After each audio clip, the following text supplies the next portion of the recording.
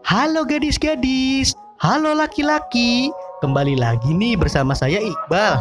Di waktu senggang penuh birahi ini, aku berkesempatan nih menceritakan alur film besutan Netflix yang berjudul Silverstone Siege dan dirilis pada tanggal 24 April 2022. Dan tanpa banyak check-in dan sedih-sedihan, langsung aja yuk kita mulai alur ceritanya. Berdasarkan kisah nyata, berlatar belakang pada tahun 1980 di negara Afrika Selatan, di tahun-tahun itu, Afrika Selatan adalah satu-satunya negara di dunia yang menerapkan sistem perbedaan ras kulit hitam dan kulit putih, atau yang biasa disebut sebagai politik apartheid. Dan dari politik apartheid yang diterapkan itu, menyebabkan kecemburuan sosial antara orang-orang kulit hitam kepada orang-orang kulit putih. Yang kemudian dari kebijakan absurd tersebut membuat banyak sekali kelompok-kelompok ekstremis yang mengatasnamakan kebebasan pun bermunculan. Kisah dimulai jauh-jauh hari sebelum Nelson Mandela menjadi presiden. Dikisahkan ada sekelompok pejuang yang dipimpin oleh laki-laki bernama Kevin Khumalo dan 3 rekannya bernama Tera, Aldo, dan Masego.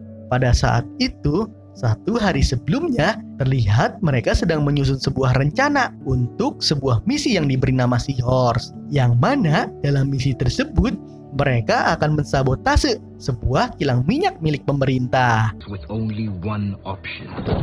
Bertepatan pada tanggal 25 Januari 1980, rencana sabotase yang sebelumnya mereka susun pun dimulai. Di sana, terlihat Kelvin bersama 3 rekan seperjuangannya sudah berada di lokasi kilang minyak target dari misinya. Dan mereka juga memakai seragam pegawai minyak untuk menyamarkan diri mereka. Pada saat itu, Kelvin mulai risau karena supir truk yang membawa dinamit tidak kunjung datang. Merasa ada yang janggal, Kelvin pun mengecek keadaan sekitar. Di sini pun diketahui rencana sabotase itu rupanya sudah diketahui oleh pihak polisi yang terlihat sudah mengawasi posisi mereka dari segala penjuru, mulai dari tukang bakso hingga gembelan.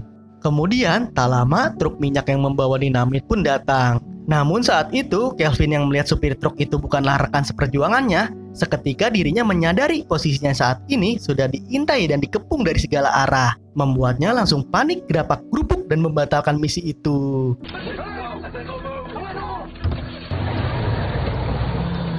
Di aksi kejar-kejarannya itu, seorang kapten polisi bernama Lingerman dan anak buahnya berhasil menembak ban mobil dan juga membuat supirnya Kelvin yang bernama Masego tewas di tempat.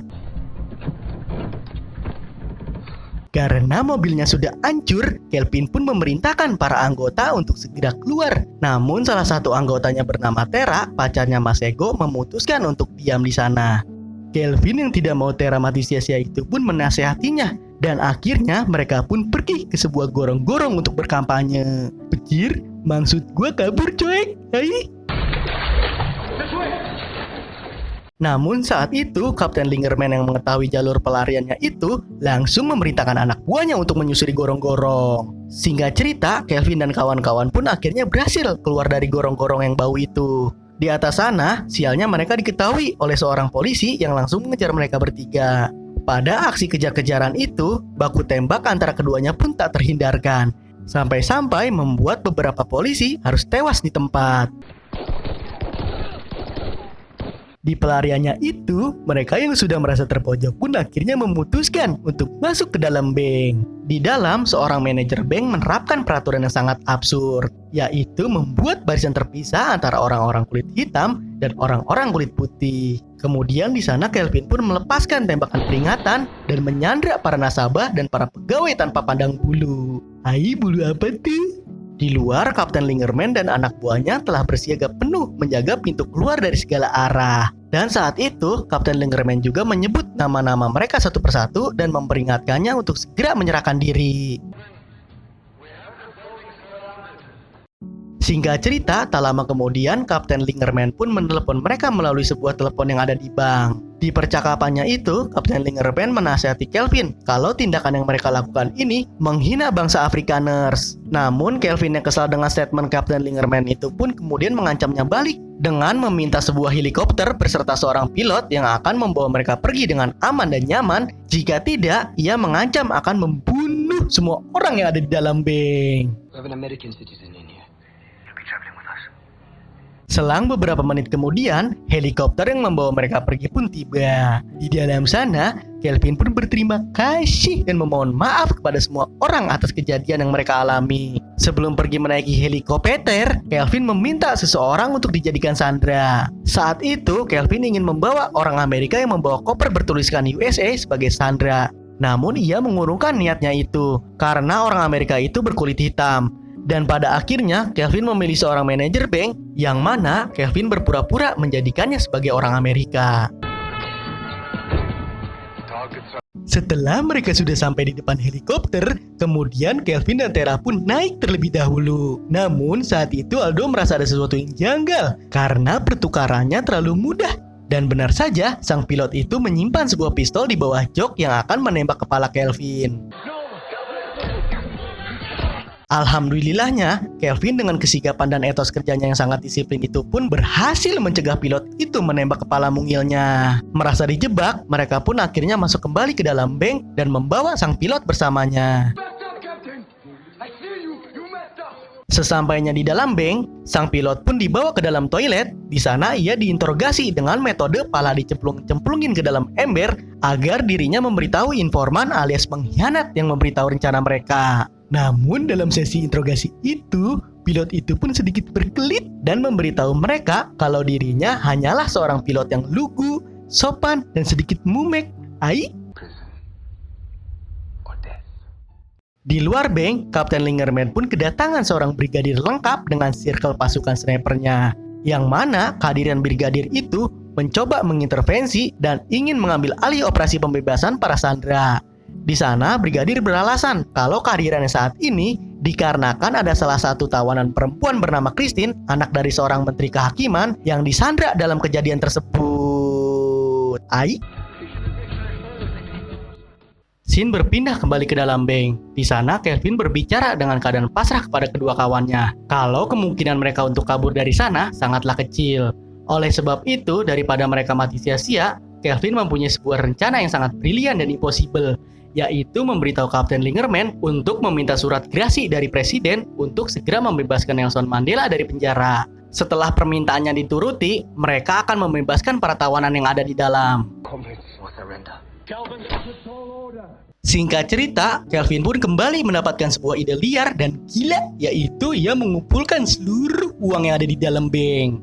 Saat itu, uang yang mereka kumpulkan mencapai 3 troli, yang kemudian saat itu Kelvin pun menyuruh seorang sandera untuk membakar 1 troli uang tersebut di luar bank. Melihat posisi empuk para pelaku, brigadir pun memerintahkan Kapten Lingerman untuk segera menembak pejuang tersebut. Namun Kapten Lingerman pun tidak menuruti perintah sang brigadir karena sebelumnya ia mempunyai kesepakatan dengan Kelvin. Di saat wartawan sedang meliput kejadian itu, Kelvin pun memanfaatkan momen tersebut dengan berteriak, "Bebaskan Nelson Mandela! Bebaskan Nelson Mandela!" Sontak aksi heroiknya itu pun dilihat oleh Akamsi yang langsung mengikuti teriakannya tersebut. Singkat cerita, Aldo yang saat itu menjaga pilot helikopter ke toilet itu pun mendapatkan ancaman darinya bahwa sang pilot mengetahui Aldo sebenarnya adalah seorang informan alias cepu yang telah memberitahu misi tersebut dan mengkhianati teman-temannya. Aldo yang mendapat ancaman terhadap istri dan dirinya itu pun menjadi gelap mata, yang kemudian ia menusuk dan membunuh pilot tersebut. XD.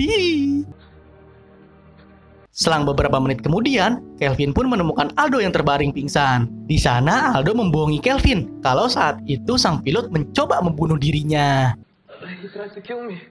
Sekembalinya dari toilet, Kelvin pun meminta minuman dan makanan kepada Kapten Lingerman untuk diberikan kepada para tawanan. Namun sebagai bayarannya, Kapten Lingerman meminta 2 orang tawanan untuk dibebaskan, yang salah satunya adalah perempuan bernama Christine. Kelvin yang setuju itu pun kemudian segera melepaskan seorang wanita hamil dan Christine. Namun saat itu Christine menolak untuk pergi dari sana dan dia malah menyuruh Susan temannya untuk menggantikan dirinya. Setelah para sandera kebutuhan primernya terpenuhi, salah seorang manajer bank yang kebelet pipis meminta izin pergi ke toilet, yang langsung dikawal oleh Aldo.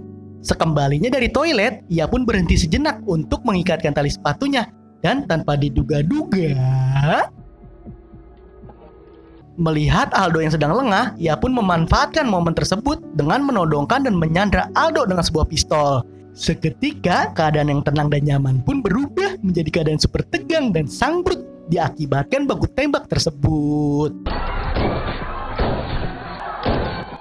Dari aksi koboi gila itu, Tera pun harus tertembak di bagian bahu. Di saat dirinya sudah kehabisan peluru, Kelvin pun menghampirinya dan membekuk manajer bank yang ugal-ugalan itu dan menyuruh salah satu pegawai bank untuk memborgol manajernya tersebut. Singkat cerita, Kelvin bersama seorang pendeta lagi-lagi kembali membakar uang-uang riba. Di luar sana, Kapten Lingerman marah atas sikap arogan Kelvin yang membakar uang-uang itu. Namun seorang pendeta kulit putih membela tindakan yang dilakukan olehnya. Beberapa menit kemudian, Kelvin pun mendapatkan surat pembebasan Nelson Mandela yang disetujui oleh Perdana Menteri. Namun saat itu, Kelvin tidak percaya kalau janji pembebasan Mandela itu akan ditepati seperti apa yang ditulis dalam surat tersebut. Kapten Lingerman yang makin liar pun akhirnya membujuk dan meyakinkannya jika rencana pembebasan Mandela ingin berhasil, maka ia harus masuk ke dalam dan memastikan kalau orang-orang di dalam keadaan selamat dan aman. Sesampainya di dalam, Kapten Lingerman mengecek keadaan semua orang dan membujuk Christine untuk keluar, tapi ia pun menolak ikut dengannya. Dan setelah itu, Kapten Lingerman menanyakan keadaan sang pilot. Yang kita tahu, pilot tersebut sebelumnya sudah modar dibunuh Aldo. Dan seketika, Kelvin pun naik pitam dan menodongkan senjata dan menyuruh sang kapten untuk keluar dari bank. Baru saja Kapten Lingerman ingin cabut, Tera yang curiga menahannya sejenak. Dan benar saja, Kapten Lingerman kedapatan membawa pistol mungil yang disimpan di samping kakinya. Seketika, keadaan yang tenang pun berubah menjadi rusuh dan tegang-tegangan. Saat itu, Tera bertanya, apakah namanya adalah Lingerman? Kemudian sang kapten pun mengiyakan jawabannya. Dan seketika, keadaan yang rusuh dan tegang-tegangan itu berubah menjadi semakin liar, gila, dan destruktif. Sampai-sampai bangunan menjadi konstruktif dan apartheid. Di sini pun semakin jelas, ternyata Aldo adalah seorang informan alias cepu yang sebenarnya. Namun Tera yang udah naik pickup itu tidak bisa memaafkan dan terima atas perilaku cepunya. Hingga pada akhirnya, Tera melepaskan timah panas ke jidat Aldo hingga ia tewas. Singkat cerita, sang brigadir pun mendapatkan telepon dari Perdana Menteri untuk segera merobos masuk ke dalam. Yang kemudian dirinya langsung memberitahu Kapten Lingerman. Namun Kapten Lingerman pun tidak setuju karena akan ada banyak nyawa yang berjatuhan. Dan menurutnya, Kelvin hanya berjuang demi keadilan dan dia tidak mau membunuh orang-orang yang tidak bersalah. Di dalam bank, Christine mendatangi Kelvin. Di sana ia bercerita tentang masa kecilnya dan juga ia berencana ingin membantunya. Saat itu, Christine dan para tawanan mulai simpati atas tindakan yang dilakukan Kelvin dan kawan-kawannya. Di luar, Christine yang ditemani oleh Kelvin berorasi di depan semua orang dan awak media kalau Kelvin dan kawan-kawannya dan saat itu, Christine juga menyampaikan pesan kepada ayahnya untuk melakukan hal benar. Juga, ia teriak ura-ura, bebaskan Nelson Mandela, bebaskan Nelson Mandela. Dan tiba-tiba, akibat timah panas yang menghujam tubuhnya, Christine pun meregang nyawa dalam keadaan damai dan membela kebenaran. Hidup people power, hidup rakyat, hura. Waktu pun berganti malam. Di luar bank, sniper yang menembak Christine pun dipanggil oleh Kapten Lingerman untuk dimintai keterangan atas tindakan arogan yang ia lakukan. Namun tak lama kemudian, sang brigadir pun datang untuk membela dan membebaskannya dari pertanyaan-pertanyaan tersebut. Di dalam bank, wanita yang berambut pirang curhat tentang masa lalunya kepada Kelvin. Yang ternyata, dia adalah orang berkulit hitam yang mempunyai kelainan genetik pada kulitnya. Tak lama kemudian, Kapten Lingerman pun menelpon Kelvin untuk memperingatinya bahwa brigadir telah mengirim pasukan khusus dari Inggris yang bernama SWAT untuk menerobos masuk ke dalam bank. Yang mana jika hal itu terjadi, dapat mengancam nyawa-nyawa para tawanan. Mendapati hal tersebut, Kelvin pun berbohong kepada Tera dan para tawanan kalau panggilan telepon itu berasal dari Perdana Menteri yang telah menyetujui pembebasan Nelson Mandela. Mendengar hal itu, sontak semua tawanan menjadi girang bersorai-sorai dan menggila mendengar kabar baik tersebut. Setelah seluruh tawanan dibebaskan keluar dari bank, Kelvin dan Tera pun bersiap-siap menyambut kedatangan pasukan SWAT, yang mana mereka langsung disambut oleh bom asap sebagai awal permulaan adegan baku tembak yang sangat mengasihkan yang akan dimulai.